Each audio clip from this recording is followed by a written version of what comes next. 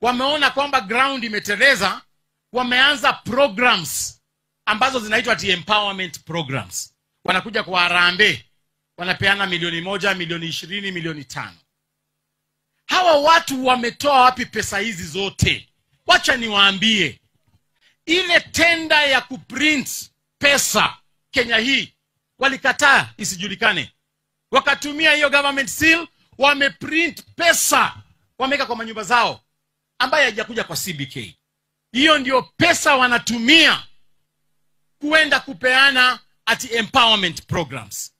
Mkiona Deputy President huyu Bonoko anatembea empowerment, munapeana pesa. Hata yule msaidizi wa rais anaitwa Faruk Kibet, pia yeye anatoa milioni 10. Empowerment programs ni pesa ambazo wameprint. Ile mambo ilifanyika 1992 wakati wa Jirongo, imerudi tena sasa hivi. Our economy is being ravished as we see. Mnawezaje kuwa na pesa ya empowerment na leo hii kwa budget hamjaweka shilingi hata moja kwa mambo ya national exams? Kwa mara ya kwanza Kenya hatuna pesa ya mitihani ya kitaifa.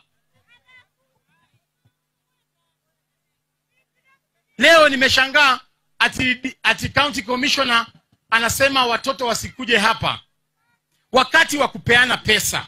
Huyu Mkunji anapeana pesa ya basari watoto wasome, lakini serikali haijapeana pesa ya capitation, ile ya kutuma kwa shule za watoto kusoma. Wamepeana juzi on Monday shilingi 2,000 peke yake badala ya shilingi 6,600.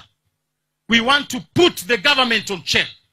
Tuambie kwamba pesa ya capitation ya watoto mtoe kabla mtoe hii pesa ya empowerment. Faruk Kibet yeye hakuenda shule, atajuaje maana ya masomo? Na mnampatia mapesa na mabilioni, msaidizi wa rais anaweza toa 10 million